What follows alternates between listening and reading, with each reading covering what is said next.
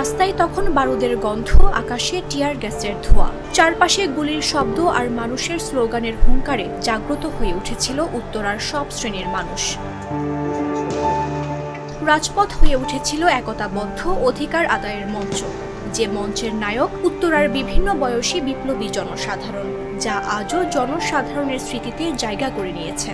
জুলাই যদি সবচেয়ে বড় সংস্কার বলে, আমি এখন যে কথা বলতেছি এটাই জুলাই সবচেয়ে বড় সংস্কার। যে কোনো দল, যে কোনো গোষ্ঠী, যে কোনো সময় যখন অপরাধ করতেছে আমরা তার বিরুদ্ধে লিখতে পারতেছি, বলতে পারতেছি, এটাই আমাদের জুলাই সবচেয়ে বড় সংস্কার হয়েছে যদি বলি। বাংলাদেশের সাধারণ মানুষ এটাই একমাত্র পাওয়া যে আমরা ফ্যাসিস্টকে সরাইছি এবং নতুন একটা সিস্টেমের জন্য আশা আকাঙ্ক্ষা সবাই স্বপ্ন।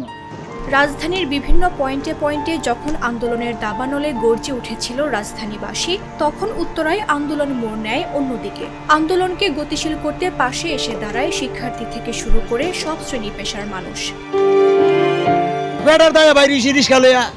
বাইরে আয়া দিহি যে এই হাল, এই অবস্থা, একেবারে অনবরত গুলি চলছে, এই দেখছি ঘরে। তারপরে মনে হচ্ছে আমি লুক তুলছি রিক্সা, বাংলাদেশ মেডিকেল জ্যাম দিয়ে যে এই অবস্থায় আধা হতো নামাই দিল। নিজের চোখে দেখা, যে আমি বলবো যে আমার চোখ দেখা পানি বেড়ে পড়ছে, যে খুবই ভয়াবহ অবস্থা ছিল, যে বিশেষ করে পুলিশ বাহিনী সাধারণ জনগণের উপর বিশেষভাবে টর্চার করছে।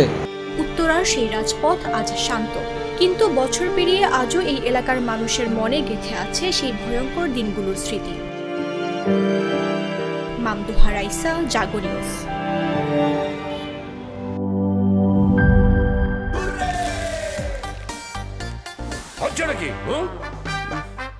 সিচুয়েশন যেমনই হোক, হুররে থাকলে নো টেনশন।